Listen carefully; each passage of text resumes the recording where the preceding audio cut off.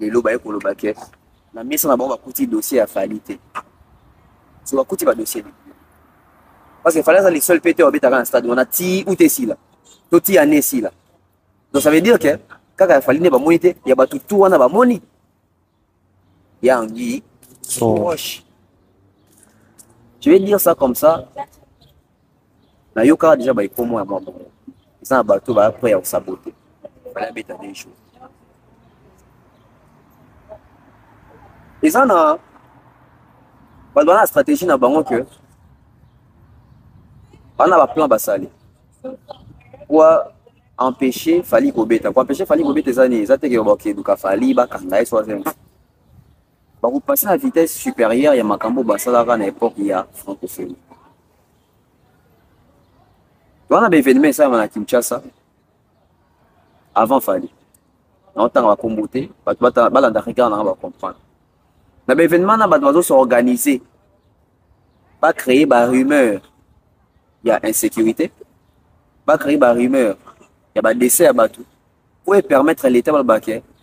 Pour raison de, en attendant, on suspend toute production grand public autour de la stade. Il y a remarqué, on va organiser, on a la promotion de casse de baby, on bombi ni merci, ma vidéo. Et basé belé. Ils ont encore nettement élément de plus. Maintenant même bon moi ici va ça et le monsieur il bâti ça. Et ben on a plan na bango.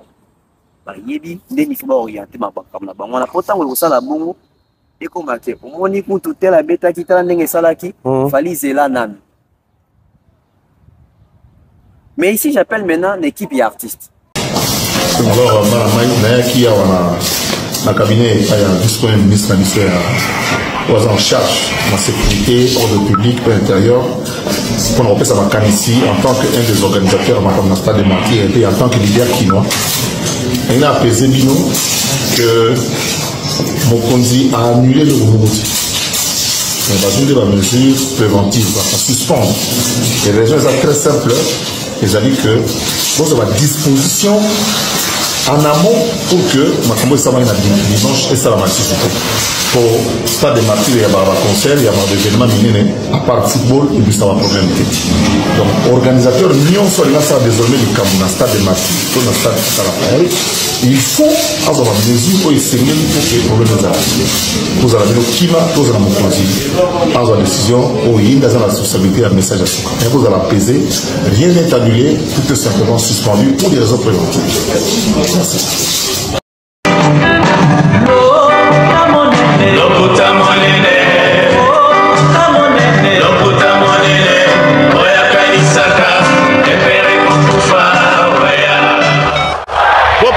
Bopusana moyen mosusu akosala ezali te. Avancez.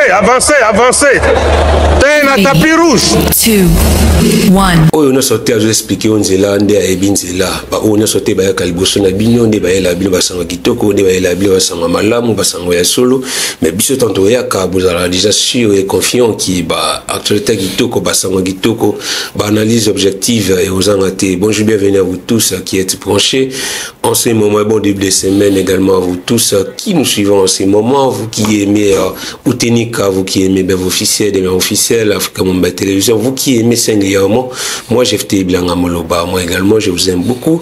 Aujourd'hui je suis venu encore une fois devant vous pour recevoir pour vous l'un des grands invités, l'un des grands analystes. Il est vraiment tant à Kaliboso Nabino, Aël Arabino, Moutouya, Aël Arabino, Sagesse, Aël Arabino, Bouanyane, Tolobalinga, Aël Arabino, Banalise, pardon, pertinente, pour que toute la lumière, ainsi qu'à obscurité zali, ainsi qu'à moulé zali, ainsi qu'à l'occulté zali, je te dis qu'à la vérité, vous allez bon aux lumières. Il s'agit bel et bien du maître Steve. Avec Maître Steve, nous allons parler sur tous les différents sujets d'actualité où vous osez là vraiment mitou et salaka et réagir. Je crois bien que Saloum Miyaki derrière la caméra nous permettra de faire l'entrée de notre invité à travers ces tout premiers spots publicitaires.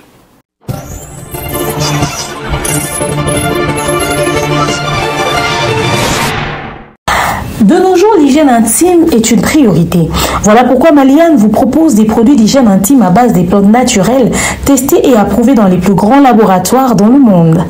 Maliane vous propose des thés de fertilité pour hommes et pour femmes, de thé pour bain à vapeur after accouchement pour soulager les maux de dos, gel intime pour hommes et pour femmes, produits pour les règles douloureuses, fibrome, endométriose, polykystie, myome, resserrement du muscle du vagin, trompe bouchée et j'en passe. Vous avez également des produits qui vous aident dans tout autre type de soucis gynécologiques que vous pouvez avoir. Ceinture abdominale, vous avez les protège-slip, les bandes hygiéniques et tous ces produits sont disponibles sur notre site www.maliane.com. Passez vos commandes à travers notre numéro affiché directement à partir de notre site et vous serez livré partout dans le monde. Maliane pour une hygiène intime parfaite.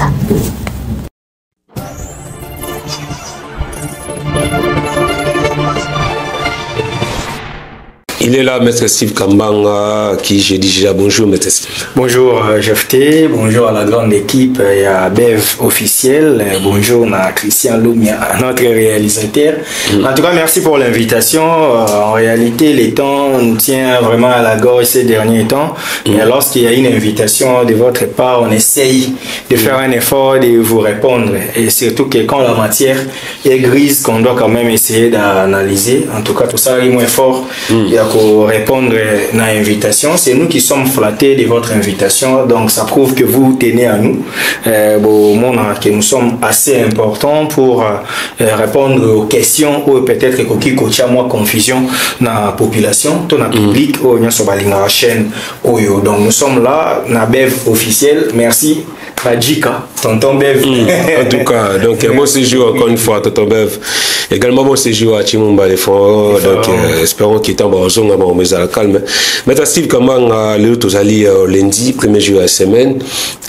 Déjà le temps à tout bien pour que tout soit transport, tout qui na misala, tout qui nous répond à rendez-vous. Mais tout qui na cocoso côté déplacement, chauffeur, tout qui dans toutes les communes, il y a Kinshasa, grévé, il n'y a pas de déplacement, le monde en moto, na distance il y a 100 mètres, il faut une moto 5000 francs. L'habité, commentaire général sur la situation de ce matin. Normal, la grève est constitutionnelle. Partant de l'article 23 de la Constitution, la liberté d'expression, on prouve son expression de plusieurs manières. Et n'a pas le ligne et la grève. C'est-à-dire, ras-le-bol, les a dérangement, les a fatigue, les situation qui n'est pas favorable, pas na bango, parce que baza réglementé, et en droit, toujours droit des transports. Et en droit des transports, explique la limite, il y a pouvoir, c'est-à-dire un commettant, c'est qui, un transporteur, c'est qui, au moni, on se connaît, c'est taximen, transporteur.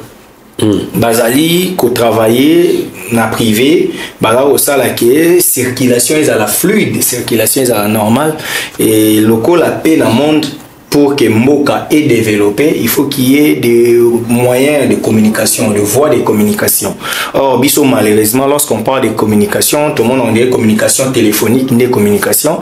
Or, lorsqu'on parle de voies de communication, c'est-à-dire, ici, nous sommes aux infrastructures routières, et comment on peut faire des communications de ville à une autre, des pays aux autres. Et comme moi j'ai toujours dit, ceux qui vivent sous d'autres cieux, en Europe et puis dans certains pays d'Afrique, on comprend que déjà circulation est comment facile. La voie de communication n'a pas cité.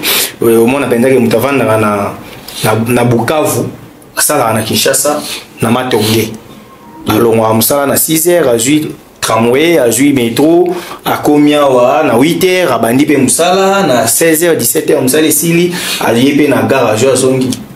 Oyo biso na to komi penza na niveau na te biso to na niveau ya ba taxi et les gens doivent savoir que ba taxi ba moyen de communication routier il y a ancien modèle et ça la qui était que si ça dossier on a communication avec ba taxi na biso c'est pas ça mo que développera na ba moyen de communication ferroviaire comprendre avec ba train ils aura ba kebele ma mon Vraiment, avec le métro, banini, et reçoit taxi, reçoit 4 personnes, mais train à reçoit 2000 personnes, 3000 personnes, et puis à longue distance.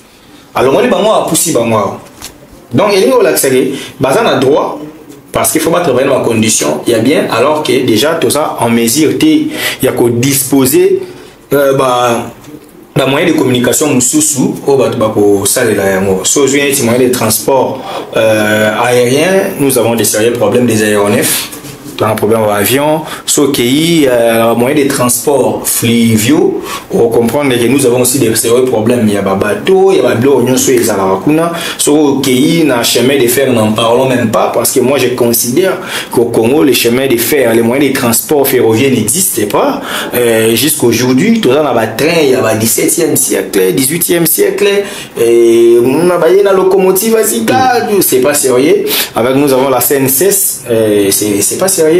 Bon, moi je pense pour la zone donc moyen de transport moko, autre ça il a régulièrement dans le Congo, et ça moyen de transport routier. Par là, tout ça on a taxi, et si le chauffeur bazo se plaindre que le carburant na pompe est licolo, mais bango bazaka na structure de prix à kala. Ok, tu as eu taxi à 500 francs l'élo. Malgré tout comment on fout un taxi à 2000 francs, mais l'État congolais a fixé un taxi 450 francs. Dans 500. Bango on est Matissa. Moi dans un magasin pour ma ville au taxi 2000. Au taxi 3000. Alors que pour l'État il y a des taxis à 450 francs. Et ça 500 francs.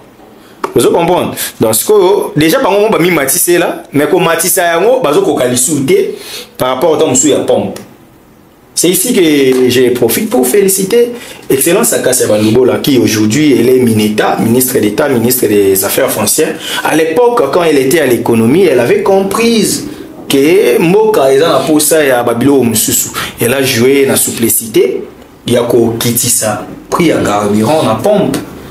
Et ça qui a 2500 $, 2400 $, bon, qui sont à 1840 francs. Ça nous a aidé même pendant la Covid pour comprendre que le transport est mataraté. Et puis, il y a un transport, il faut qu'il y ait des barrières pour qu'il y ait des denrées alimentaires. Et ça, na Kishasa, il y a des quotas pour les lieux à 10 000 francs. Normalement, ceux qui ont moyen, ils ont bien côté comme on a 15 000. Mais au moment où il y a des barrières, à côté de 12 barrières. À foutre 1000 francs, 1000 francs, 1000 francs, ça 12 000. Na 10 000 à sommer la Gisaki. 22 000. Transport, il y a 5 années, il y a 8 000. Puis il y a Kishasa. 30 000, il faut que tu 50 000.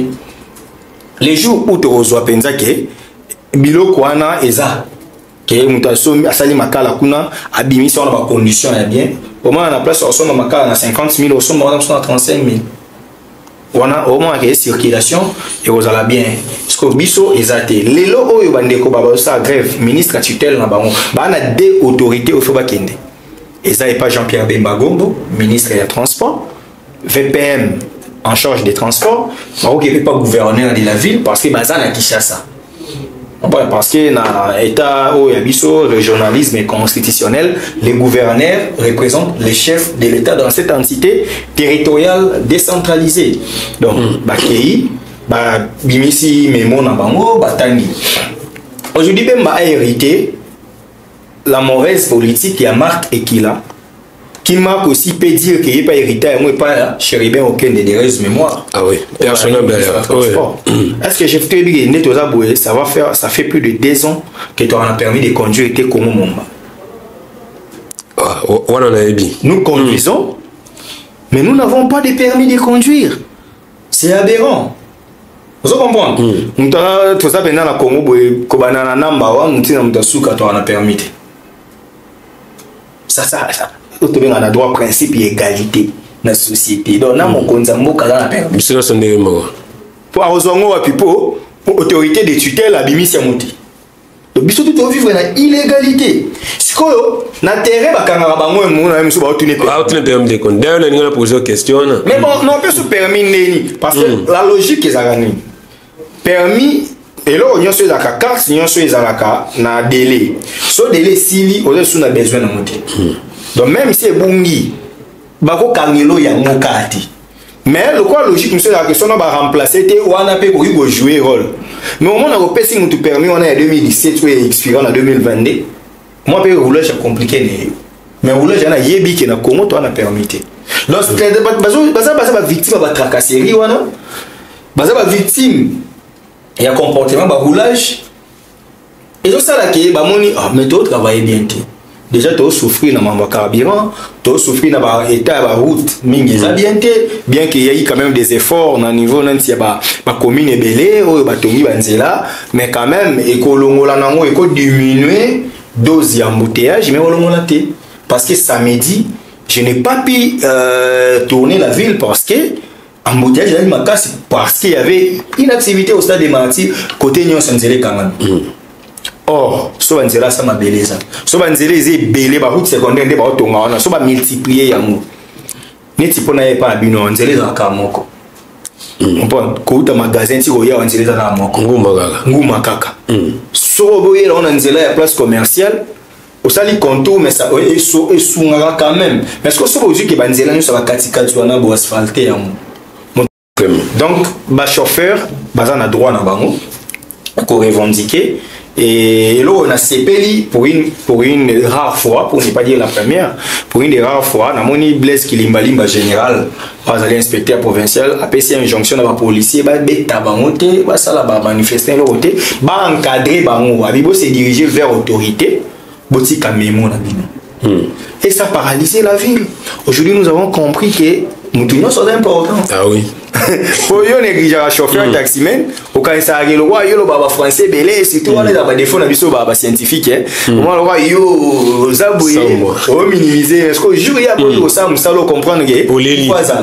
Parce que tant il y a beau ça, Moussala, Mota a pas remis orgueil, donc voilà. Donc, ils font foutre en 2500, t'as pas le choix. En tout cas, donc vraiment les populations quinoises et souffrir magasin tango yo population souffrir makasi parce que difficulté à transport ça va makasi espérons que si après-midi déjà ma maison est normale pour que bande ko bazonga banda ko biso tozonga banda on a kinya biso na tozuité ba opportunité à ressemble à propre véhicule donc quand on est mes esquives autour le bas il faut comprendre que tout le monde est important dans le domaine.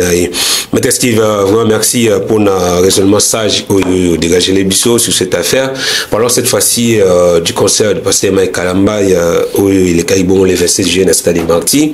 Déjà avant tout côté dans le stade de Marty, on a aussi un commentaire général sur la promotion, le marketing de cet événement avant le concert, la sortie de Tigre pasteur Mike Kalamba, Maître Steve et Taki Moutamae le trouva qui en comment ni nos commenter sur l'avant concert du pasteur Mike. Ma plus grande difficulté, alors, quand j'ai réfléchi en sciences des fois religion Kanganga, parce que dans les serviteurs dédiés, et des fois quand on fait des analyses, il faut aux la Bible. En termes scientifiques, si je dois utiliser mon expertise, il y a Mouto Aebi communication et marketing, j'ai dit bravo. Parce que l'événement, c'était bien préparé. Au début, ça paraît timide. Moi, je disais aux gens, je suis sûr que c'est une stratégie. Dans ça, la marathon, il y a marketing et puis bon, moi, qui est réussir. Et c'est ce qui a été fait. Au début, moi, il y a concert, il a dit concert, il y a concert, il y a des bouches à l'oreille, il y a des émissions, tout ça. Mais on comprend qu'un mois sous cané, ils ont dit penza vacuum parce qu'ils ont aussi pour nous tenir compte peu n'a pas moyen ils ont qu'à financier moyens ils ont payé énergie physique ils ont payé emploi du temps pourquoi dans ça marketing sous 6 mois vous allez souffler mais pour ça marketing à temps qui message est commis capté voilà pour réussir donc sur le plan préparatif je suis très d'accord avec les comités organisateurs de ce concert donc qui aujourd'hui on voit la vitrine de pasteur Mike c'est une réussite pourquoi tout le monde qui va sortir médiatique et faire couler encre et lobby si bateau oui ça liboué moi j'ai dit si je prends pasteur Mike tant que pasteur là je suis en paix en désaccord parce que ton pasteur ne pouvait pas parler de plein et il fallait qu'il kao barouya à Monique ça va pour naïe pour évangélisation dans l'angle pastoral et tant que pasteur là je n'étais pas d'accord mais dans l'angle artiste Mike parce que il y a qui n'a podium mais il a dit Mike artiste et musicien et pasteur parce que soit il y a pasteur il y a la campagne d'évangélisation en ayant des parties Mais il a laissé la place à Matmissou Akei pour montrer qu'il y a adoration, il y a expo, célébration, tout ça. Et tant qu'artiste, il avait besoin de créer cette polémique. Parce que grâce à cette polémique, il a montré cet événement. Maintenant, on a plein, Fali, JB, Kofi, plein, où il comprendre plein. Et c'est ce qui va te faire. Joe a des filles bisonnées. Fali, JB, mais Joe, il y a le ça la plein pour les cabaliniers, on a vu ça là. Et bien, il dit, au moins, oui, publication et c'est le marketing. Les gens comprennent qu'il y a un événement. Donc, il a réussi les cours du côté marketing. Et ça dit que où est ensemble avec qui va inviter à sa vidéo. En tout cas, et puis c'est aussi bien de voir qu'un way ransom que nous traitons des païens, quelqu'un qui ne chante pas pour Jésus, aille pour répondre à l'invitation, il y a Mike Kalambai, pasteur chrétien, et là que tozarana nous batuanzambe. Il y a une différence entre batuanzambe et nabananzambe. Nzamba sala bisonio soto salama nzambe, mais après ça batu sous pouvoir ya comme bananae, c'est-à-dire son dimeli. Donc way ransom aïe, et là qui c'est que étant qu'artiste, à mon avis que cet événement va inviter à honorer, je dois aussi honorer hôte de cet événement. Pour comprendre que ça lit bien, pour ne pas entrer dans des polémiques, moi je pense que c'est un concert, c'est une production pour y réussir en termes de préparation. On comprend que ça là qui marketing il y a bien. Et pour ces bateaux, je vis des gens qui ont sous 200 billets. Il y a Kabole li bateau nae. Nous avons mis 1000 billets, nous avons mis 2000 billets. Vraiment. Ça, c'est une réussite. Ça, c'est une réussite. Côté promotion, déjà, Olbi et Zalaki déjà réussite. Mais tout compte sur le cas, il y a événement, dans le cas stade des martyrs. D'abord, podium, sans lumière publique. Est-ce que Pasteur Mike Kalamai vraiment Azalaki à la hauteur il y a événement parce que déjà n'a pas évité au bien Pasteur Mike Kalamai artiste chanteur Kalamai Mike Kalamai Azalaki à la hauteur il y a événement na podium et qualité à podium qualité à son qualité à lumière et grand public ne répondait positivement. Moi je pense oui, nous devons applaudir parce que Bisson en Congo tellement cupide que les événements produits par un label les gens croiront peut-être que j'ai gagné quelque chose pour communiquer en leur faveur. Malheureusement non, j'ai aucun contrat avec cette structure, mais il faut quand même dire la vérité. Vous me recevez en cette qualité d'analyste, donc je dois quand même faire des analyses pointues et sérieuses quoi. Moi je pense que l'organisation, en tout cas bravo. Et Madjabou Gospel, c'est ça le label. En tout cas, félicitations. Selon mon entendement, selon ma petite connaissance, et Seni, qui est en tout cas le meilleur concert à Stade des Martyrs, a organisé, c'est celui de Fali Ipupa.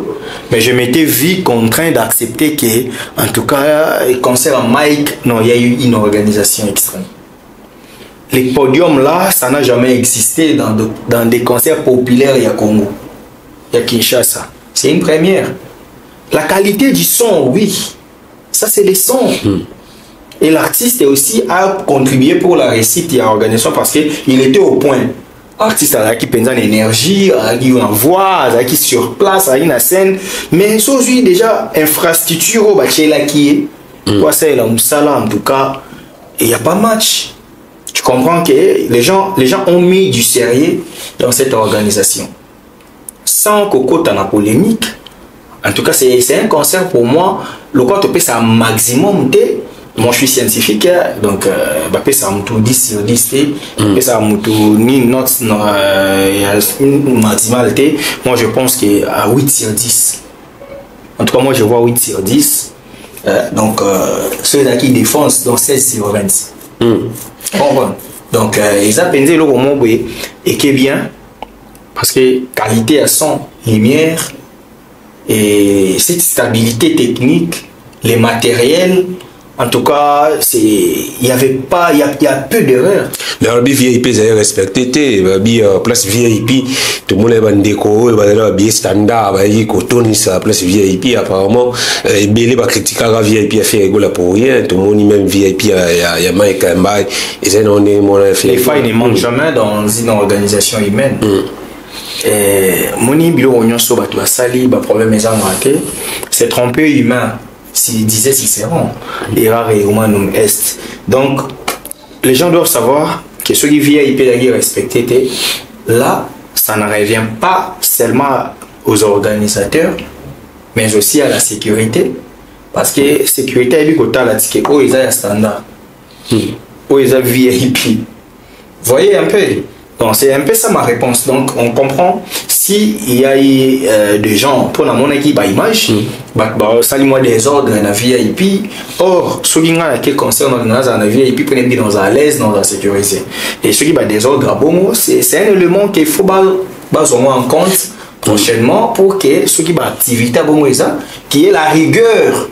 Il y a des gens qui ont fait basa différent là ba futi mbongo mki mais est-ce que les là événement il y a stade de Marty Boué place VIP c'est important cause là ouais c'est important parce que tout le monde n'est pas appelé au Kenya va concerner tinga personnellement ngablo nyo so ba tebele na ngoti la kendate en tout cas lo ba tebele la kendate donc je dois me sentir que nous allons en sécurité parce que dans la place on sous sécurité garde du corps et kokati.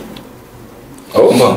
La raison pour laquelle Bakabola va place dans les activités et où tu as la Congo bon. Donc VIP on est appuyé là qui s'amoutoulé ah ouais yo so fouti cher aux agents en sécurité baninga msem savani na gradin mutawe atemi liboso na e ah na pe na mfuki ye na ngai mais yo place aux pemeni na scène pour comment on appelle mamsu na loge au moins mamdingi zo marché et ça c'est important. Les autres moni le stade de Marty a passé Mike Kambay côté son nous le bis est impeccable lumière qualité à podium là jamais aux en concert populaire mais quand nous on la promotion là il y a promotion il y a événement là il y a marketing il y a événement passé Mike Kambay artiste Mike Kambay pardon a joué qui bien nous le bi qui tant à le baki côté plein bon on va wera on invité va Fali on invité va JB mais apparemment il y a le kaki na lors il y a promotion il y a événement na et memele ngambu pendant son événement tout le monde il y a eu des morts il y a eu des blessés est-ce que objectif to peut but il y a pasteur Mike Kambay il y a artiste chanteur Mike Kambay na concert wana et ça là qui pour na kuya koyoka musique gospel pour comme sanzambe tout les qui pour na plein parce que le bien le pasteur loka qui débordement et celle qui va négo kufa va négo bukana va négo perdre va finir dans la stade de Marty. Cette question a des réponses sur le plan scénique moi je dis bravo parce que bato bayaki tout le monde témoigne qu'il y a eu l'adoration il y a eu la célébration de Dieu. Pasteur Ayembi j'ai vu le communiqué il y a Madjabou qui accepte que 36 000 personnes moi aussi je me pose la même question mais cette question moi revient aux organisateurs parce que on n'est pas commis c'est pas moi et puis c'est un moyen de communication biso de comprendre que bato babongo mutema bangonde ba websa biso statistique en haut et salama yini to moni ke bato babi baté et puis bato bali na stade maté ezalaki baté et j'ai appris que bakaboli ba bible et pas batou au moni ça rêvait quand même un caractère chrétien. Donc, on va passer mais on s'est sur le stade, on s'est mis sur le stade. Oyembi, namoni mon continent, les gens étaient emballés. Oyembi, emballé. En tout cas côté scène c'est bon. Mais sur question là, ils ont plus besoin de réponse il y a côté bas mort. Or côté bas mort, quand il disait plein, Oyembi, Cicéron a justifié la passion de la gloire. Na proie qui a poète. Moi j'ai fait le latin, que les gens me supportent. Na proie qui a poète, Cicéron a expliqué que Bissonion s'autorana pour sa gloire. Je crois au 30e paragraphe. Dans le haut tempora, au mores, tout ça, a expliqué que Moutunion soit l'ingalokum. Et un principe de droit aussi, on l'a dit, tous veulent vivre une vie heureuse. Donc, nous ça le coup, on appelle ça à réussir à l'extrême. Et tant qu'artiste, Mike voulait aussi aller dans la top 5. Pourquoi pas top 3? Il y a des stades où on a un débordement excessif. Là, je vois Mike, artiste et musicien. Je ne vois pas pasteur Mike Kalamai. Je vois maestro Mike, musicien Mike. C'est tout à fait normal. Jibera va criter. Ali Moussa Pelouse, Nisola plein Silla, tout ça. Oui. Oui, bah Biso ça a 200 000 personnes. Mais on a qui place à 80 000 débordements comme jamais doublé. Mais tu as un chiffre qui est collé, ou Mike a salé 180 000, au fait, ça a 150 000, Moïse a salé 140 000. Bah, raisonnement, so l'inga fait ou le fait à l'écolo. So l'inga fait à l'écolo. Là, c'est la quinoiserie, tu mets ça en. Mais le problème est que ceux qui va lier commis paient aux âmes perdues, bateau en tout cas, c'est pas facile de digérer que bateau bakendaki kokumi sanzambe, bateau bakendaki ambiance, bateau bakendaki concert, et ce sont des choses qui arrivent mais qu'on ne souhaite pas. Moi je suis pas d'accord en ce sens. J'ai constaté qu'il y a eu des morts et ça c'est les regrets, c'est ce qui a gâché peut-être la lumière de ces concerts, parce que je parie fort que sans cela les concerts héroïnes en plein en sous. Mais aujourd'hui, lorsqu'on parle de concerts, on touche les points négatifs pour les amener les gens qui battent pas Koufi. Lors de l'événement, la faute revient à Madjabou ou la faute revient au gestionnaire du stade? Tu seras peut-être choqué et les internautes seront peut-être choqués. Jeté. La faute revient à l'État congolais. Nous sommes dans un État unitaire, décentralisé. Le président de la République a transféré son pouvoir dans plusieurs tutelles, dont nous avons tout un ministère qui doit sécuriser la population, celui de l'intérieur. Ce ministère-là a des policiers. La police nationale congolaise a pour quelle mission? Protéger la population et c'est bien. Dès lors qu'un officier, un privé comme Bissonnet Toza, j'organise une activité, c'est à ma charge. Mais lorsque j'ai dit que je suis incompétent d'assurer la sécurité, je vais à l'État pour que l'État soit vraiment en charge de la sécurité. Je me dédouane de cette organisation. Lorsque les officiels entrent, on n'est pas comme une organisation. On faut pas assurer. Est-ce que Madjabouazan a la police? Or, l'État est dans la police, non? Est-ce que peut-être l'État peut si Madjabou sécurité, le niveau là où on va passer la vie peut-être? Bon, ok. Voilà. Pour la sécurité. Maintenant, on sait étude des Salamaki. Dans l'étude douane, on a compris qu'on avait besoin, il y a des policiers ébélés. Il y a des policiers à bonne moralité. Je vous prends un exemple. Je vois une vidéo qui circule dans les réseaux sociaux pour notre fille qui est décédée, paix à son âme, qui venait de décrocher un diplôme. Bakolo na ye moko lo bakeza akufi ponere à policier. Policier bousquila qui est tant akwei batu banyati. Elle n'a pas su résister. Nous avons quel type de policiers dans ces pays? N'est-ce pas que Bissot nous avons des policiers deux fois, mais il y a quand même une majorité des policiers congolais qui ne respectent pas des principes pour battre erreur. Comment voulez-vous que le ministère de Tondi me permette le recours? Puis la gâteau te met Steve, la police soit en habitude membre au fouti billet na yo. Oui pour présenter billet. Mais pour que au côté on va dans la titi voilà, bien oté il faut foutre 1000 francs, faut foutre 2000. Et pour toi déjà na billet. Comme Martini Gana. Comprendre.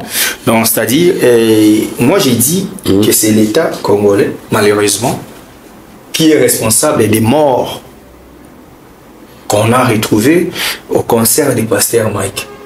Parce que l'organisation a fait appel à la police. L'organisation a écrit au gouvernorat. Les gouverneurs de la ville devraient prendre. Les gouverneurs travaillent avec les commandants de la ville. Blaise Kilimalimba. Blaise Kilimalimba a mandaté quelqu'un comme commandant en sécurité dans cet événement qui devrait diriger les troupes. Et lorsqu'il y a un tel échec, qui devrait assurer la sécurité? N'est-ce pas? La police nationale congolaise. Elle était là présente, oui ou non? Oui. Maintenant, quand les gens meurent, à qui revient la faute? Les gens ont donné des réponses. On comprend que c'est l'État, par le biais de policiers qui ont reçu mandat de sécuriser les gens et c'est bien. Qui sont venus au stade des martyrs. Je vois les gens perdre leur bien, à téléphone, tout ça, alors que les policiers étaient dans les stades. À qui revient la faute? Or, l'article 26 de la Constitution du 18 février 2006, tel que modifié et complété à ces jours, et le dit qu'il y a la liberté de manifestation. Alinéa des lobbies, quand il y a une manifestation comme ça, il faut écrire, il faut informer par écrit aux autorités compétentes pour nous préparer à mon modalité. Vous voyez que tu as un régime d'information. Quand on écrit, c'est-à-dire, n'ayez pas nabino. Pour bino nanga toko tanako organisation. Les stades de martyrs appartient à qui? À l'État. Et lorsqu'on a loué les stades, l'État était au courant, n'est-ce pas? La raison pour laquelle l'État a envoyé des policiers. Mais c'est l'État qui est fautif.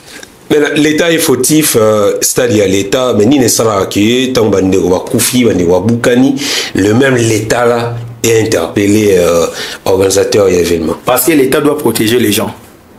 Donc, même l'État soit Bomi Moutou, l'État a camarade l'État. En gens, comment dans le contrat social, Montesquieu a dit les pouvoirs arrêtent les pouvoirs. C'est ça le principe de séparation des pouvoirs.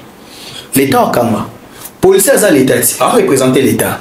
Ton gouverneur a représenté. Son gouverneur a Bomi Batou. Il faut justice à Bengaï. Bomi Batou pour animer. Mais il n'a pas agi l'État. Il a agi peut-être au nom de l'État. Vous comprenez? Il y a émission bien. Et même il faut réfléchir sur l'arrêt Blanco. Où il y a là droit administratif. C'était dans un tribunal de Bordeaux. Une fille Batou Taraï na chariot. Bafunda l'État français. Basamba l'État perdant. Vous comprenez? Donc, ce qui est l'État a fondé organisateur à concert, Madjabou a fondé l'État. A fondé l'État wapi? Na tribunal. Les pouvoirs arrêtent les pouvoirs. A fondé ministère intérieur, qui est le ministère de la justice. Mais c'est là. Doit un mot à la vie, ça par ma théorie, ça les mal. Pour ma molo, même en botanga. Parce que les gens. Ça fait exemple. Il y a l'avenir l'État a le droit de vous mettre en sécurité. Ce qui l'État sali que courant les autres qui peut couranter. Ce courrier qui si bilo on a bien dans quartier. Mais qui beaucoup ça la plainte collective. Vous finissez bien SNEL. Vous finissez ministère il y a énergie. Pour SNEL a dépendant du ministère de l'énergie et ressources hydrauliques. Fournier. Vous savez bien ministère personne morale. Ministère est représenté dans le ministre. D'accord, ça le ministre. Quartier na bino benza, toi venu na bino, botala parce que bacha ki wana pour pesa ka biso courant. Likolo ya musala mabe to kufeli ba. D'abord par exemple ngam na le ministre. À part parler bien de ton avocat, so yemo bolobi. So avocat no penga so expliquer ministre que oza serviteur na biso. Yo no bomisi ba client, ministre va te ngate, na pesa ki DG à SNEL charge ça, DG SNEL habité, ngaite, na pesa ki mutu ya DDK, muta DDK te, omoni mutakende ko sala courant mutazo ngisema bakangi no ye. Comme personne physique. Et bah on condamner le ministère comme personne morale à foutibino indemnité. Dommage et intérêt. Par là, moi-même, mon assistant va concerner les organisateurs peuvent traduire en justice. Bien que ce n'est pas encore le moment, il faut pas ça en écoute. Toya. Donc, bateau va koufi, ils sont en charge à l'État. Badia va finir l'État. Oui. Surtout que ceux-là sont des éléments qui n'appellent ça qui est non bon. Pour bâtir la police, va sécuriser le bateau.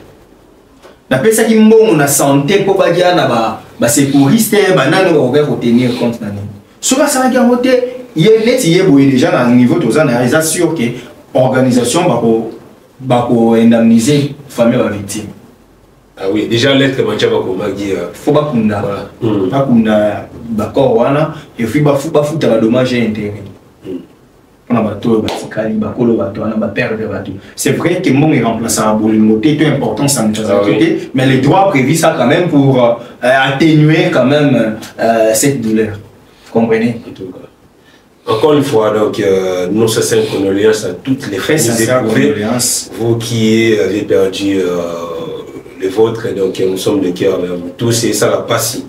On va confier les abats jouer, les abats qui côté, les abats qui profiter, les abats qui boucanité, les abats qui perdre ma vie, ça fait mal pour perdre ma négo. Mais Steve, quand il va finir ça, il y a événement qui est passé à Kalamba et le événement qui est manquant. L'autre monde va conduire, comme une lettre, je crois, la lettre Christian Loubert, qui va suspendre provisoirement, momentanément, tous les événements non sportifs, le stade des Martyrs, le stade de Raphaël. L'autre dit, prochains événements où ils avaient prévu dans le stade des Martyrs, où les 10 et les 11 avaient fallu pour le stade de Raphaël, les 3 et les 4 festivals et les 31 août avec Galilée Ravel. Donc, tous ces événements-là sont suspendus momentanément. D'abord, impression les amis sur la décision et tant que juriste déjà, j'ai dit normal, c'est bravo, c'est ça l'État en fait. L'État a le pouvoir de contraindre plutôt. Bon, l'État pose la décision, non sur le CPLT, mais c'est l'État. La loi est Dieu, ouais. C'est la loi. Donc, à Monique, à mesure au bas de la population, autant mieux éviter la mort. Abomi. Comprends la réponse là? Bravo. C'est normal.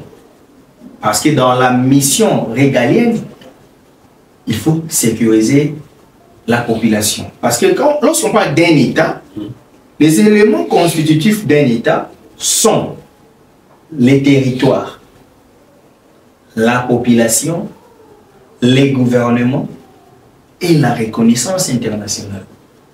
Les territoires, c'est-à-dire étendus à Congo. La population est abattue. Les gouvernements doivent gérer le territoire. Et le gouvernement doit reconnu sur le plan international. C'est ce qu'on appelle l'État. C'est une notion de droit constitutionnel.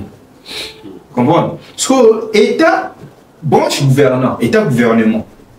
À Monikaza, en mesure de sécuriser la population.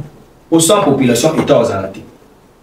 Vous comprenez? Ce qui est l'élément où ils ont l'élément 4, l'État est l'État. On dit Palestine, ils ont l'État, ils ont la nation. Parce qu'il y a un problème de la reconnaissance internationale. Les lots palestiniens ont un problème, il y a territoire. On peut comprendre. Ils ont un territoire israélite, donc c'est pour nous enseigner que droit est un principe. Mais là, je reviens encore. Comme un juriste encore, en train de réfléchir. Oui, l'État a ses droits.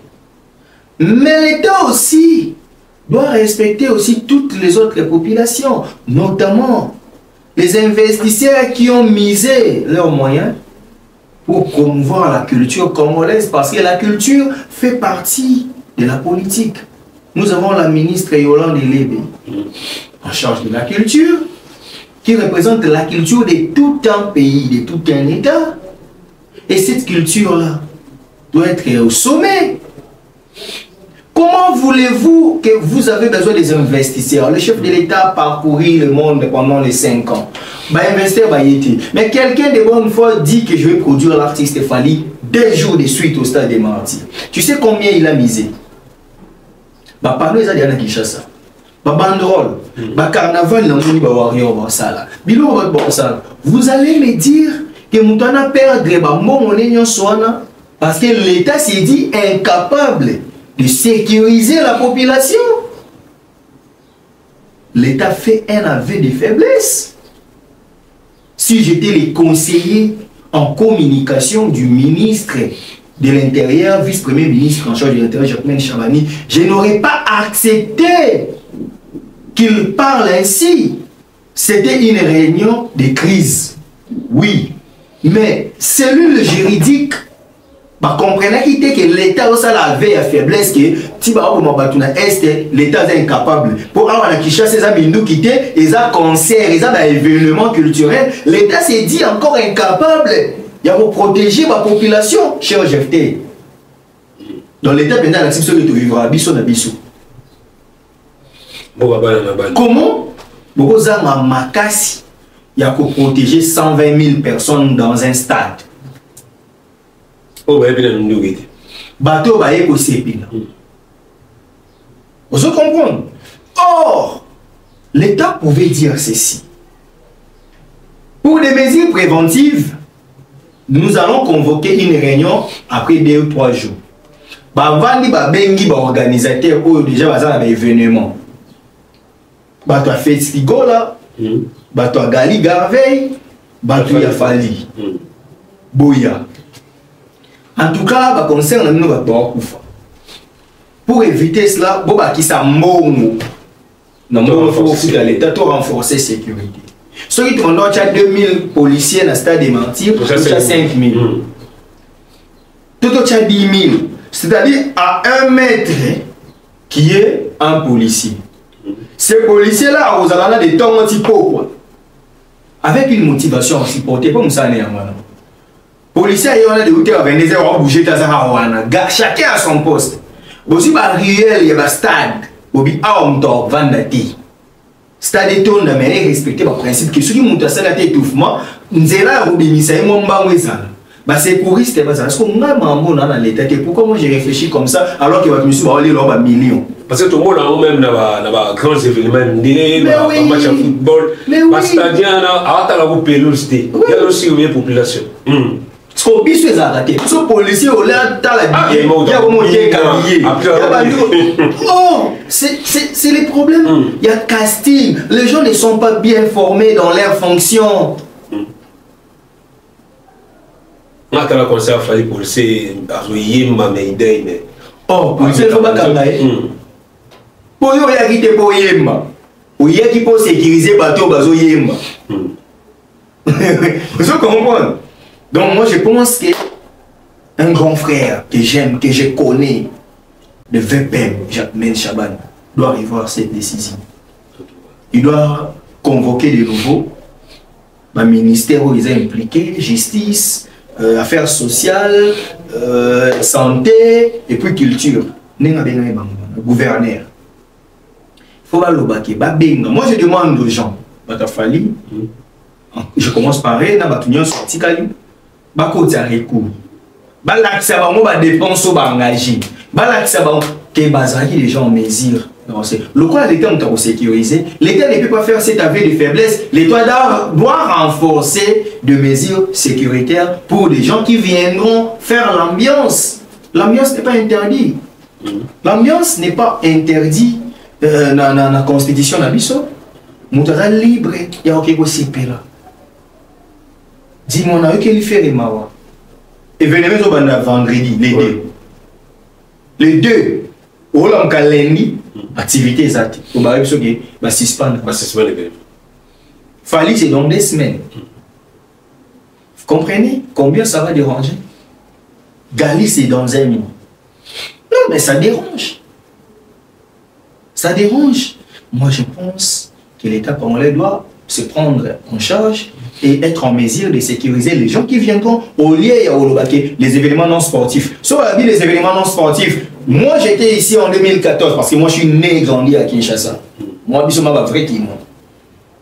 En 2014, vite à Mazembe, dans le stade Tata Raphaël. C'était un événement sportif, non? Mais le boucan là, Batouba Koufa. Nazara dans le stade. Nazara dans le stade. Et toi avec lui bien? T. Ah, biso de nga penza na nga ndo timbola wata vite. Pour voilà si ça est dans Lubumbashi. Ce qu'on a stade ba il faut bazongisa. Ba police ou na stade. Je vois moi ancien joueur de Bosca mon coussé pour le bosser ko mo tabisa biso maga. Oso comprendre. Comment vous pouvez accepter que na stade Tata Raphaël bakufa na événement sportif. Na keno si on a réflexion. Moïse Mi, pasteur Moïse Mi, à stade le 19 mai. Très tôt le matin, il y a une tentative, il y a coup d'État. Pourquoi on n'a pas convoqué une réunion d'urgence? Oui. Et par contre, il va y avoir une sécurité. Moïse Mi, a Lelo, Christian Malanga, et triste mémoire, à Kekoboma, Tshisekedi. Christian Koufi, jeune frère na biso mwa banal Kevin Tamba babomaye bato Christian Malama bakufa Kamere akufela bagarde corps mibale mboka ezaki boye gouverneur a suspendre ministre intercapitaire Kaza ya boye. Moi devais vraiment survivance des actes. Tinto ala likolo aya contenir décision. Vraiment. Pourquoi batika concert en Moïse Mbi ebeta dans quelques heures mais au il y a quelques jours, quelques semaines. Il faut à un moment réfléchir. Les gens vont commenter, Peter, Jacquemin. Oui, mais il faut revoir que ce qui décision, c'est que tu as une décision, Moïse Mbi il y a danger parce que vu les risques tranquillité, coup d'été au salam. Et tu as raté parce que la tentative est là. À un moment, nous devons réfléchir. En tout cas, c'est le gestigeur au VP1, c'est lui en charge de l'intérieur. Maître Jacquemin Chabani Louko, qui est un avocat, un homme intelligent que je connais. Maître Jacquemin, peut-être que vous avez agi sans prendre en compte les autres options. Je vous suggère, étant un paisible citoyen, scientifiquement, votre collègue, sur le plan étatique, vous êtes une autorité. En ma qualité de citoyen, revenez à cette décision, renforcez les mesures de sécurité, laissez les gens faire les concerts. Au moins dites que tout ce qu'on les a déjà programmé. Parce qu'il y a le principe de la rétroactivité de la loi. La loi doit être douce au prévenir. Ah, on va prévenir ça maintenant. Il fallait ne pas exposer. Il faut le faire là-bas, douce quand même. Donc, bilo émission ça rappelle pas tout belé tout ça voilà bah ça la bonne c'est bien on a mon Dieu mais ça là vous allez voir ben en tout cas émission qui te ça la plaisir de voir une objectivité yo des fois qualifier c'est pas le bas qui mon gars mon collègue le bas solo le bas mon ya solo le ngwa solo pour c'était on a magasiné yo qui tombe dans le pays au solo donc quand on est aux hommes il y a solo les hommes venir misa à travers mes estimes comment et ça qui tout comme magasi n'est pas dingue là par le bas quoi donc ça nous met tout le monde qui est à travers ces deux instants publicitaires et après nous allons revenir pour chuter avec l'autre sujet que nous avons.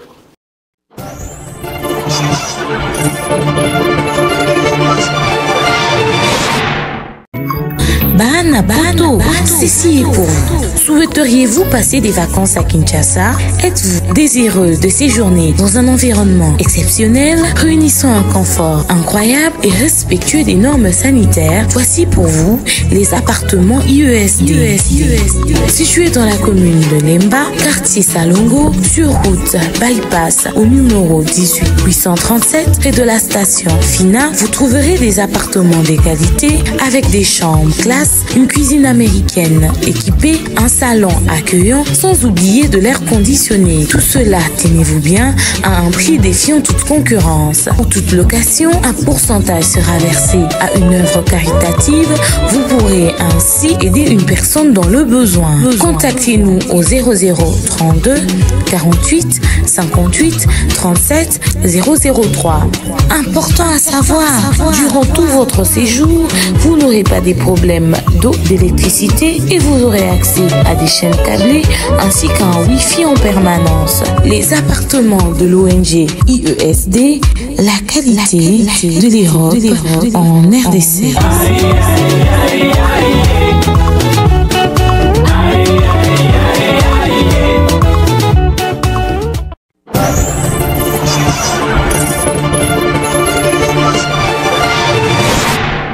En matière de matière de continuer, de continuer la question de toujours sur l'actualité, aux albums, suspension provisoire, il y a prochains événements, événements non sportifs, vous avez prévu dans différents stades. Il y a Ville de Kinshasa, notamment le stade des Martyrs, stade de Raphaël, où au moment où il fallait Poupa, Ferrigola, Galgavet, les victimes, il y a des décisions où Maître Steve. Ah bah quand il y a une décision et suspendre les événements non sportifs, on peut commenter. Les lorsqu'ils sont artistes, il fallait pas faire les goûts là, galer vers les victimes. Ni ça après cette décision, ni comme décision, ni comme stratégie après cette décision. Réagir. La première des choses, il faut pas ça en d'urgence, c'est-à-dire la délégation, il faut qu'il y ait beaucoup de ministre intérieur. Beaucoup de gouverneur d'abord, parce que l'autorité compétente, moi dans le gouverneur à ville, et le gouverneur a sous les ordres pour l'intérieur, quand même l'écolo, et puis il y a l'intérieur, pour l'intérieur, il y a un gouverneur. Il faut qu'il y ait ça recours, na voix, na bango, qui s'abamo. Déjà, tu as engagé la dépense immédiate. Nous sommes prêts, pour qui c'est la mission de sécurité. Sans qu'il y ait un front. Il y a des gens qui ont été en train de policiers ébélés, respecter les réels, les fans de des sécuristes en cas d'étouffement. Et puis, ça peut limite, ça va billet. Normalement. Par exemple, 100 000 billets. Dépasser 100 000 personnes, nous avons côté. Parce que il y a 80 000 personnes assises avec 100 000. Et maintenant, comment on compte, ça va plaindre. Ah oui. Homme de l'idéologie, c'est ça aussi le problème. Parce que, et maintenant, comme il y a des tonnes dans le monde. C'est des tonnes dans parce que c'était aussi beau à voir que Podium, et mon ami, l'espace vide, la pelouse. Parce que même le conseil de unification, quand on est pelouse, vu que cache gazeuse, ils sont tous aux alarmes dans le gradin. Ils comprennent. C'est ce que les gens doivent savoir. Moi, je demande aux organisateurs de faire un recours, d'aller saisir les autorités. Daniel Bumba-Lubaki, Jean-Mène Chabani Luko et autres. Ça les réunions, bengi bateau, ils sont impliqués. Le quoi, ministre, on a tangi, il y a la possibilité de faire des événements parce que ça va compliquer même les marketing, il y a des événements. Faire au moins c'est un festival. Mais on dit que le festival il faut être basé à la caca. Ce qu'on suit déjà complication, ils sont vendredi et le même jour il y a activité. Parce que déjà fait le 29, le 30, soit déjà les 30 va maintenir toujours décision. Ça sera compliqué. Ça sera compliqué. Et est-ce qu'il fallait qui doit faire le marketing en pompe? Il faut y assurer les deux on a dans le 3 membres marketing on a ma casse. Bon ça le marathon marketing comment? Parce que la minute soyo vous l'air compliqué. Même les fans vous déjà dramatiser vous détruisez la culture. Est-ce qu'un producteur serait miser la musique congolaise avec ça? Vous pouvez suspendre quand vous voulez sans tenir compte des autres paramètres. L'organisateur va dire comment il va conduire. En tout cas, ça c'est nous tuer. Et puis c'est tuer la culture. Et lorsque vous tuez la culture de votre pays, vous tuez les pays. Steve, les lois, ceux qui vont maintenir des décisions pour eux. Parce que jusqu'à présent, ils ont une situation provisoire. Mais les lois sont comme sur annulation. C'est-à-dire que l'événement va annuler en haut. Les lois fallait pour pas. Tout le monde dans le double stade des martyrs. Il a fallu. Bon, tout le monde a ébané. Ils ont les 3 et 4. Festival a fait rigola. Sur les lots, il dit non, dans Tata Raphaël. Festival, on a fait rigola pour eux, mais pour encore décalé à moi une semaine, 2 semaines, bah ça les décalage à délocaliser à moi, ceux qui va yokani, encore délocaliser. Bon, ils ont un festival, hein, festival au le capé place publique, bah terrain municipal ça, le terrain municipal à Bandal, à Chamou, à cause du terrain municipal à Massina, à cause du terrain Sainte-Thérèse, à cause du terrain Gédalemba, Fikine les alliés, ceux qui vont payer ça y est. Bon, à quoi délocaliser à moi, mais avantage nous déjà des bateaux qui kawana il fait ça kawana mais il y a possibilité d'être à niveau pour stade à 40 000 20 000 à 40 000 places débordement on fait à 50 000 55 000 bon donc déjà bateau là sorti bon on a ba GB on a na ba blom sous et kokana double stade fallait pas double stade ba ko réunir on a joué encore ba yo tout bailler ba ça on a nolo salon nolo les gars fait quoi les qui à ça la première expérience dans le stade.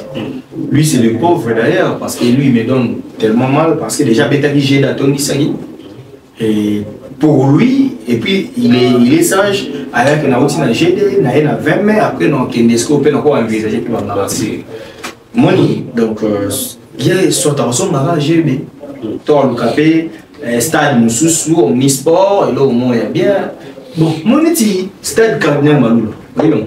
Ah oui. D'accord. Sur les places où on a des petits péquets, on a ça qui a monté. Festival, il y a des petits. On voit. On a stade Cardinal Malou. Et quoi il y a là? Mais, on a aligné dans la place Mazalaki. Mais là, tout ça s'y pose. Quand l'autre nous a question, il y a s'y position. Au cas où. Il fallait le hasard, il y a plus de 100 000 personnes. Pas le que si vous avez les castas des martyrs, ce qu'on a mis sur les été. Si vous avez l'esplanade dans l'eau. Parce que ça c'est 2 jours les commissions. Toi esplanade a parlé du peuple esplanade, on a pas que on les mapper en même. D'ailleurs le cas c'est qui a festival le proposer vraiment payer esplanade. Non, 20 000 na place où on est le. On les a comparable dans la martyr. Dans la place 20 000 on va que stade Cardinal Malou.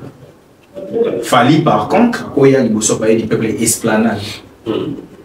Mais ce que le problème c'est qu'il y a un siège qui est fan d'athée. On est fan de nombre d'espace que vous avez mis. Vous comprenez? Parce que vous savez les compter, 80 000. Vous avez VIP, vous avez 120 000, 140 000, 150 000. Mais ce que vous avez les maisons en bouquet. Mon plot, ça a 50 000, beaucoup m'obliger ça à 200 000, 300 000. Les lots, parce que c'est pas un événement non sportif. Comme déjà, un événement où il y a des bisous. Mais toujours, on a fait la différentes pages, on a toujours pousser les fans qui sont habillés. Aussi longtemps, on a dit que non, il fait une maison en Espagne provisoirement. Est-ce que les alliés qui font les alliés comme une ligne parce qu'il y a dit on coloté on maté ou on va lever suspension c'est pourquoi l'unité base à la discrète tu fais la peut-être tu es mort la mission de mort à la douce déjà va souffler à l'oreille qui moi la maillot allons calmer le camo suspension est allé à l'autre là parce que ce qui est dans un minimum qui a se référé qui dans l'émission où Totober qui est reçu particulièrement Maya alors pas qu'il paraît il y a un groupe de gens au Bazali pour combattre l'événement FALI pour parler c'est déjà va profiter d'un conseil à passer avec Kalamba il va dire la sur la sécurité va dire la sur la sécurité sur la désorganisation pour qu'il y ait raison il y a annuler tout à suspendre l'événement FALI pour pas de là comment on a fait pour pousser à fanatique naïe pour sombre habillé. Est-ce que peut-on dire qu'il était tombé vers les raisons? Peut-on confirmer que réellement il y avait un groupe de gens où le Bazalé qui si ma pour combattre l'événement il fallait pour pas peut-être les 3 les 4 tout le monde a fait la festival et les qui mais les 10 et les 11 Kumba. Non, s'il ose de faire ça il a sous qu'on a bêtise et puis tout le monde verra que c'est du n'importe quoi. Nabani non oui ça va tout le coup là faire rigolo là azo ça là il y a un président Ferry. Il y a un lycée de nous comme président Ferry. Dans le concert, marketing c'est bien, on ne lâche pas parce que les causes sont favorable. Lobby, c'est une bonne chose que les gens de Fali aussi doivent faire. C'est une chose aussi que les gens de Gali Garavey doivent faire. Je ne pense pas que il faut baser un ciment. On continue ça parce que jusque là bah annulé bah suspendre. Par contre lever suspension les 6. Alors vous allez décourager. Soyez toujours mobilisés. Bon moment les concerts année 6 exact quand vous commis les 11 na Boutou. Bon moment maintenant les concerts exact ou bien effectivement concert exact. Mettez dans votre tête qu'il y a la production. Parce que moi j'essaierai là. Ça va perdre na bango elanté ba sala marketing na bango ba sala oba osala de même bata festival ya féri ba sala batu ya Gali Garavey ba sala faites le marketing parce que na minutes oyo mutu oyo na a certitude ya kobeta concert azate mutu pas eu certitude que l'on est annulé azate travaillez faites le marketing mais la zone est qu'on a deuxième hypothèse na yo. Je salue Tonton Bev, il a fait une analyse. Si réellement les gens peuvent réfléchir comme ça, c'est que Balingi Benzango Bote. Ce qui Bobi qui est à faire ego la bêta parce qu'à boire à maman Denis, Bobi Reye, Aye Mara David Mangaya, idée à la tuer Zabon. Ferré, Aye Mara Ndekwa Est, Tobosani Binote, alors fallait Aye Mara Amore. Bobite, il faut tout sacrifier pour boire fachité la francophonie. Et ça bêtise. Monsieur le lobby fait un mois et bagoumate, mais kalamba la fan bagouma. Ah c'est que j'y vais naoué à battre Koufatin. C'est fallu na mai kalamba balegi bon on plan là. Pour étouffement les outils boani, bon battre bateau n'arrête. Donc c'est que tout ni ma fallu na faire na kalamba et ça va meilleur plan là. Pourquoi on nous impose qu'il y a eu un élément? Est-ce qu'il y a eu un élément? Il a fait 3 fois stade, JB même. JB 2 ou 3 fois. Beta, on a 9, Beta, 2003. Est-ce qu'on va faire JB bling bling? Plein. Alimussi Pérouse, c'est Kalamba et les Guinées plein. Monsieur version moi je pense que c'est hyper important que Batika Tutu va s'exprimer. Vous n'avez pas besoin de détruire Fali pour élever Ferré. Ferré doit travailler pour sa carrière. Et de même, Fali n'a pas besoin de détruire Ferré pour qu'il soit Fali. Ah oui. Vous comprenez? Donc si eux pensent, d'ailleurs c'est pire. Parce que ce qui déjà, maintenant on peut y couler rien à faire. On ne peut pas dire que Ferré, il y a eu bêtement pour qu'il a fallu annuler. Je peux annuler. Il y a Ferré, pourquoi il a fallu une semaine. Non, moi je pense que en droit il y a une source de équité. Équité c'est le bon sens. Bon, juge a cette intime conviction. Ah oui, oui.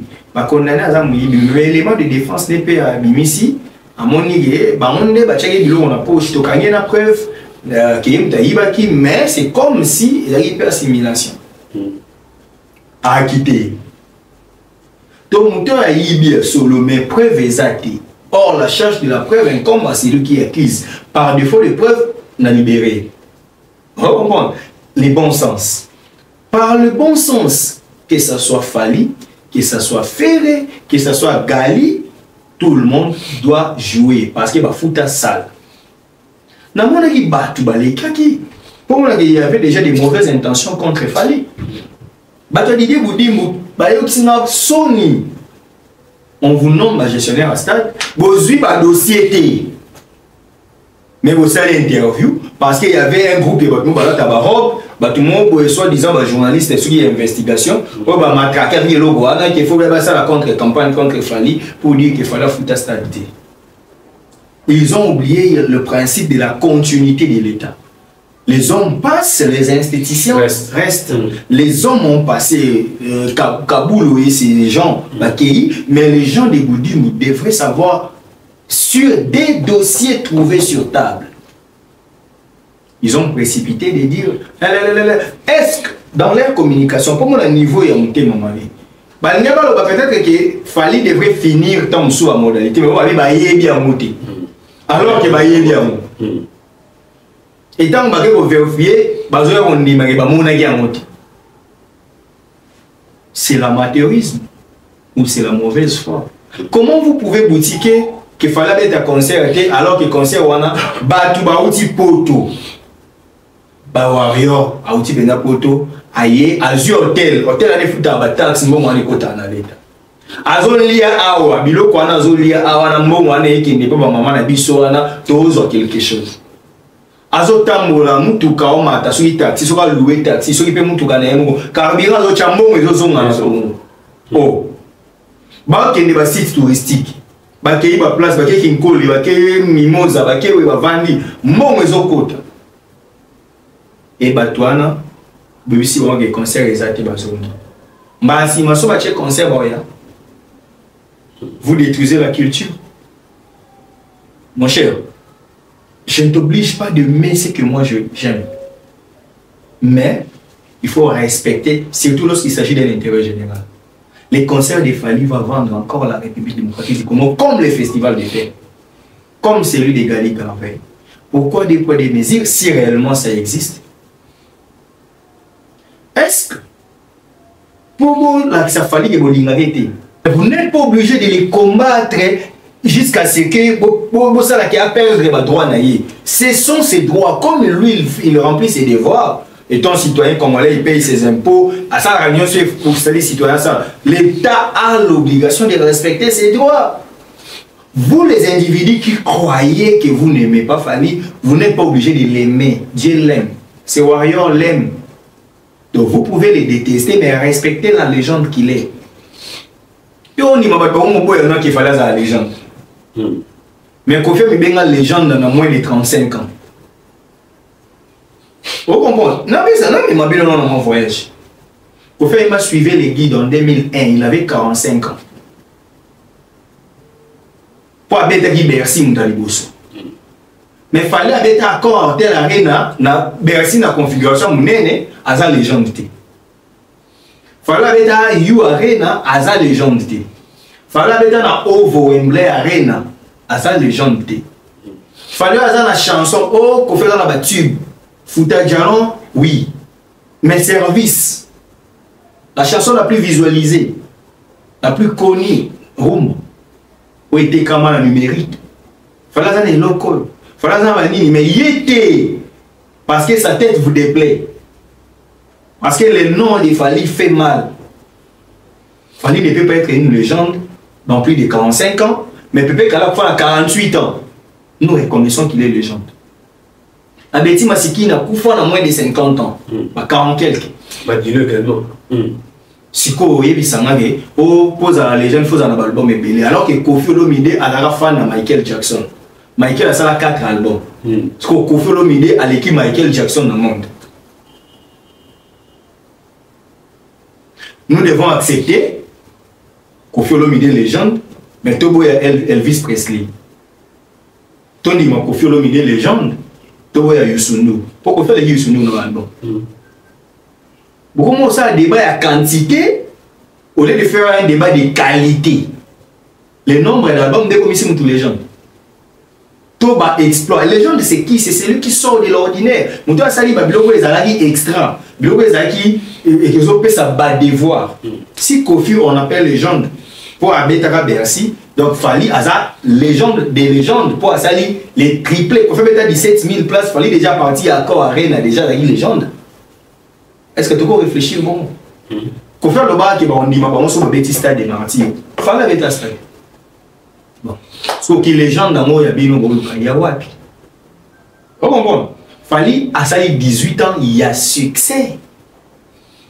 26 juin 2006, c'est le tournoi de JE. Depuis 3 chemins Bima. 18 ans non-stop. Et 18 ans on a, Talasco on a 4 à 18 ans on a, P-Square. Akwea, Flavor, Akwea, Davido, Akwea, Wizkid, Akwea, Zobato Nyon Sobayaki wana, Two Face Idibia. Asina Bunga, on a goûté anglais. Moi, peut-être que je suis des immondes. akita mais fali wana zalaka na sommet bana C4 bana C4 oyo ba SP masa nzo Youssoufa Bomai voilà il y a version liboso ba kana ba SP et quoi ba yo bandela na ba NASA ba hero ba sila fali azali mon cher fali ta mo régner KMS ezo régner Fatime Ezalaki ba groupe ni ba no sa succès Marshall Dixon on y se quoi Lexus légal Lexus légal mas dans l'émission docteur ya Mikolo Alèche Alèche un père ça li des ans et quoi parce que fallait dans 18 ans wana ya sommet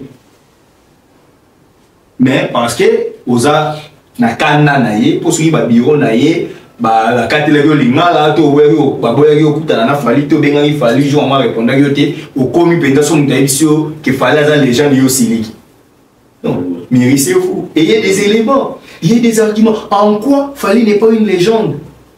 Oh papa ouais masala na Peter Gabriel na maison de production parce que Fali na 1-8 il y a R Kelly.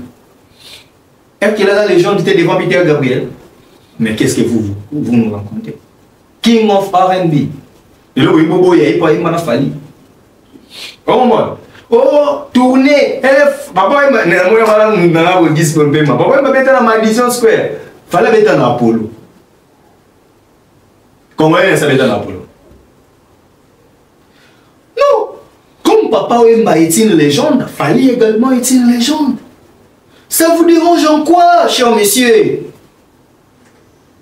Donc, Bino Bokika Montema Passi pour Boligny. Ce que vous avez dit, fallait comme on a libandi, m'a frappé, mais après, fallait ça ma camboué. Non. Il va falloir. Et mon vivant, papa le tumba, le baba, il a un cadeau dans la bonne. Donc, on m'a peine, on a biso Fali pour pas tant aux ça ma camp. Comme moi, ça, tout le monde a son nom.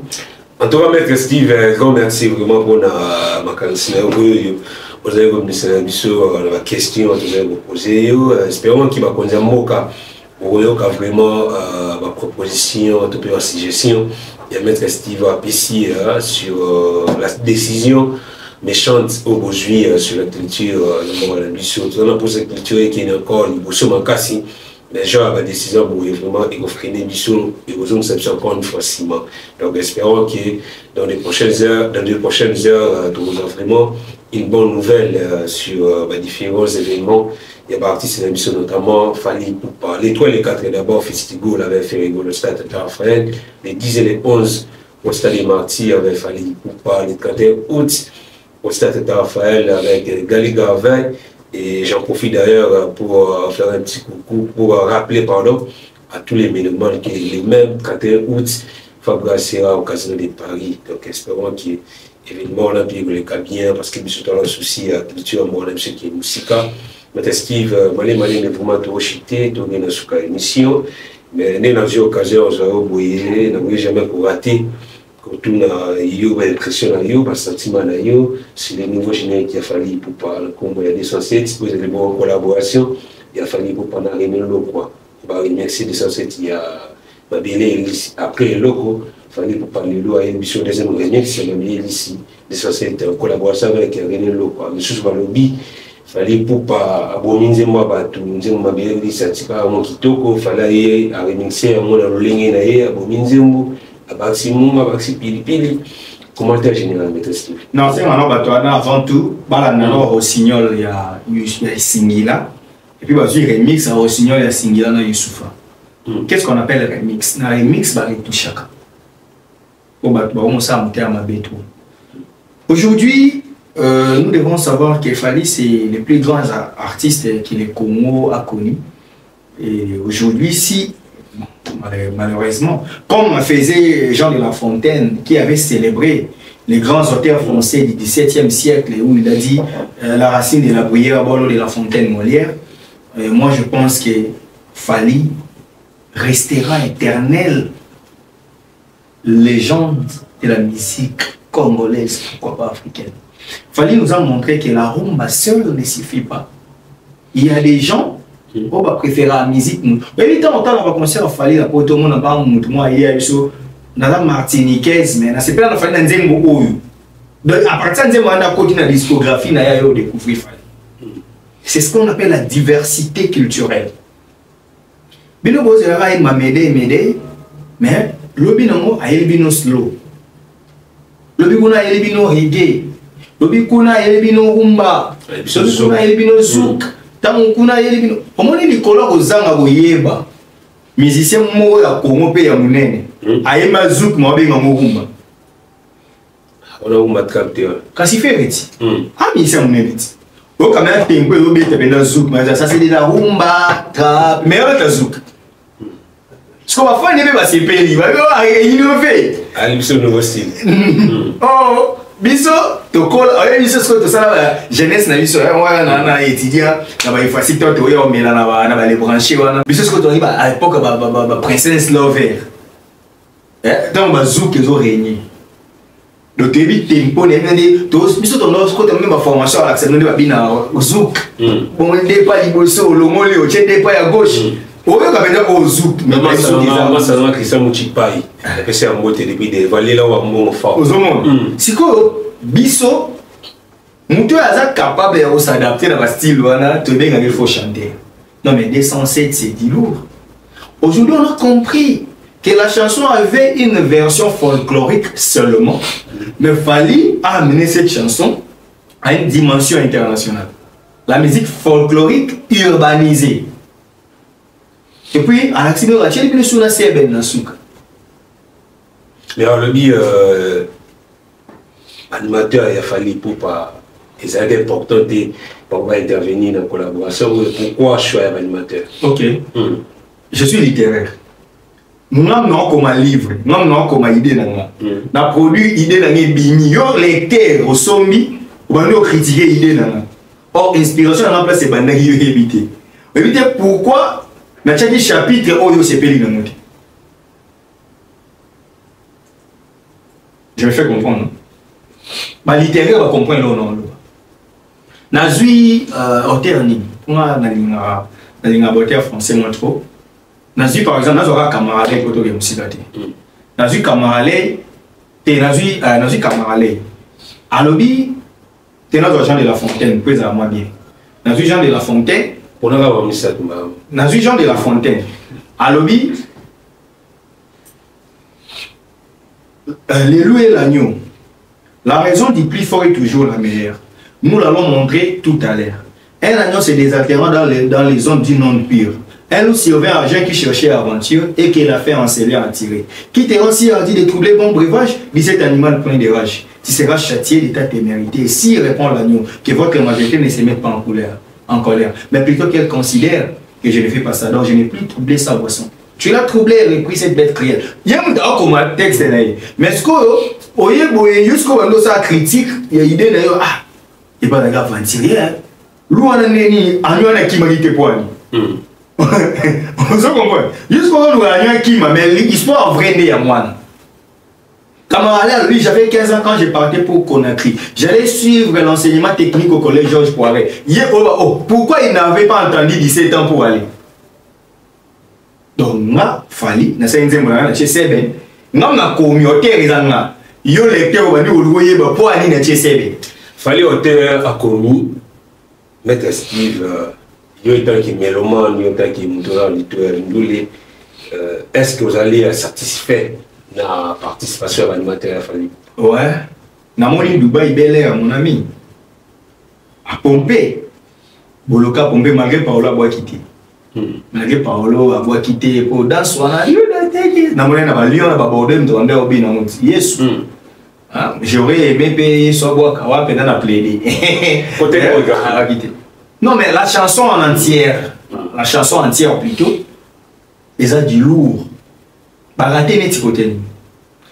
Balatino qui moka, balatino modernité. Moi je suis communicologue avant d'être juriste. Donc je comprends, c'est avec cette taille à communication. Moi j'ai commencé par faire le journalisme. Après na yosa à droit.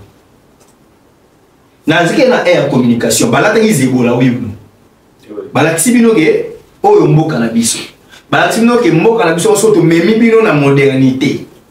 Outi bokungu ikela atolati jean na bien atolati costume okobosa na origine na yote C'est ça. Le message audiovisuel et la chorégraphie.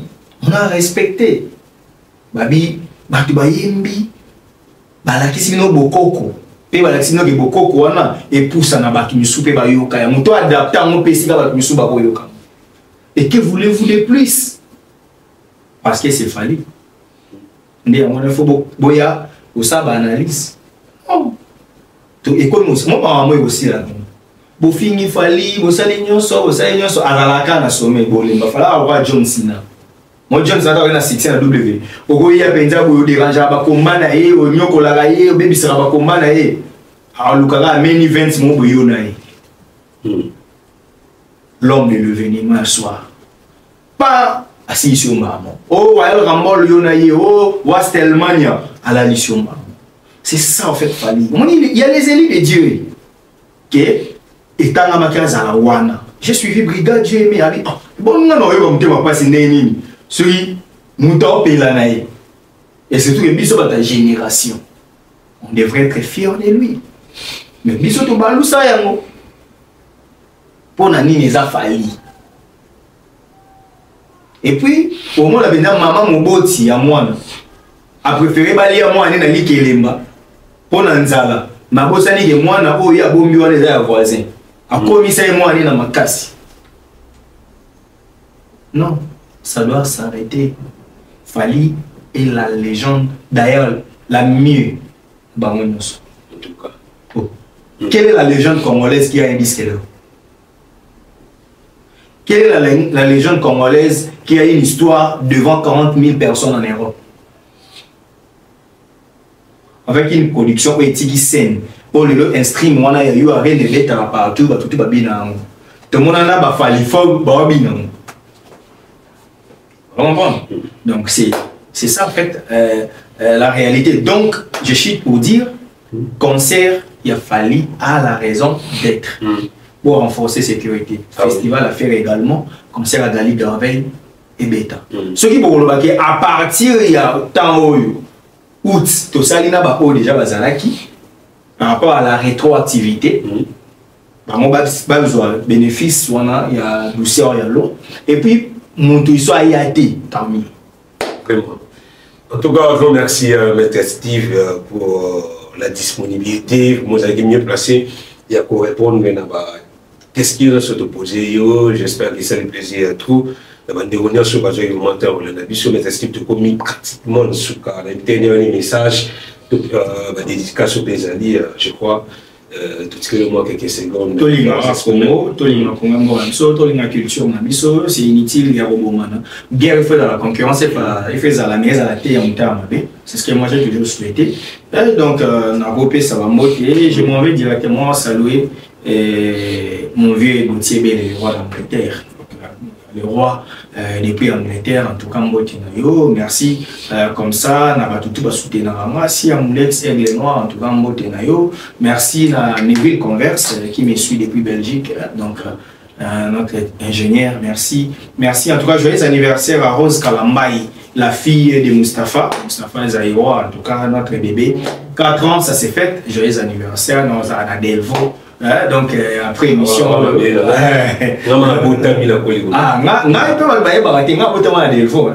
mais la colonne na lemba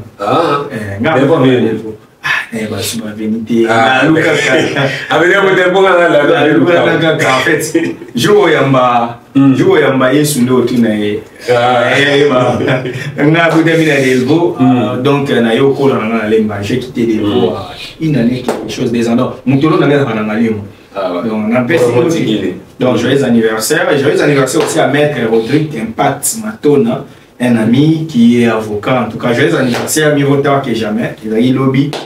Joyeux anniversaire, mon cher. Et en tout cas, merci à la grande équipe. En tout cas, j'ai dit un grand merci à Tété Memei Beleza, donc depuis Luanda. En tout cas, merci à Emilia Masonama, tout soutenir Abisso. En tout cas, nous vous disons un grand merci. Merci à JFK pour l'invitation. Merci.